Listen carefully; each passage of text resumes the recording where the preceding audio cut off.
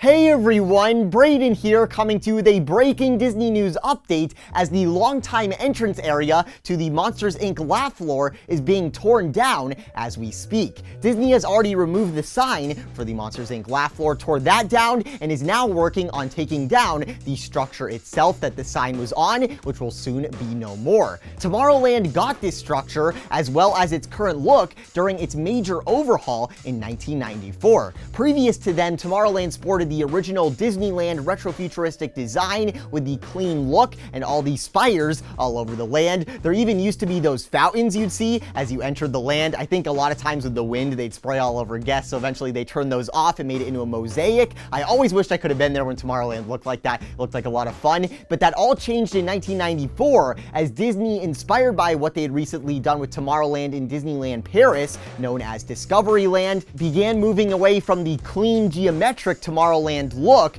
to more of a retrofuturistic galactic spaceport concept modeled after the early 20th century visions of the future in comic strips like Flash Gordon. So if you've ever wondered how we went from the Disneyland-esque Tomorrowland to the steampunk metallic spaceport, that's how it came to be. Now, since 1994, it's safe to say that styles have changed quite a bit. And while Tomorrowland is about the retro future, not the current future, you still want your lands to look fresh and captivating in the present age. Right now, the very simple geometric 70s, 80s look of the original Tomorrowland in Walt Disney World is complemented by design trends we see today, not to mention the fact that it's been since 1994 since we've seen any major change to the Tomorrowland layout. Add in the Tron Coaster on the way, the headline attraction for the 50th anniversary of Walt Disney World in just a few years, and the time is ripe for another Tomorrowland overhaul. Since the beginning of the year, we've already seen some big changes to the land aesthetically, lots of repainting, bringing back those simple patterns that bring color to the land,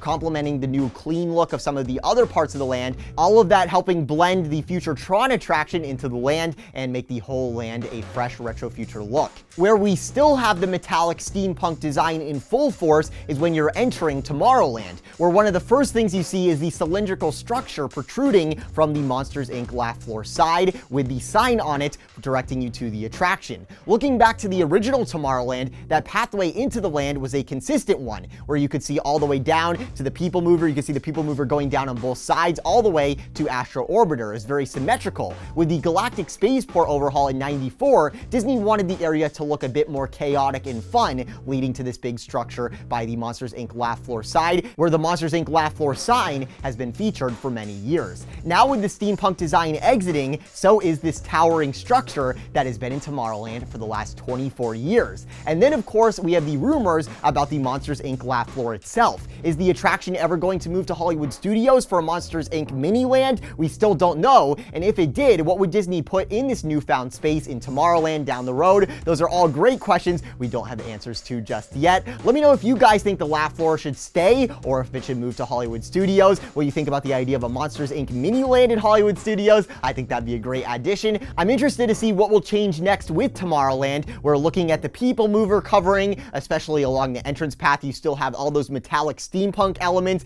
that were tacked onto the structure, the columns that hold up the People Mover during the 94 redesign. With Tron on the way, Disney's definitely interested in making Tomorrowland look as fresh and presentable as possible for those massive crowds for the coaster. If you'd like to be notified when we drop new Disney news updates, be sure to subscribe and hit that bell. Thank you so much for watching. I'll talk to you very soon. This is Brayden. Have a magical day.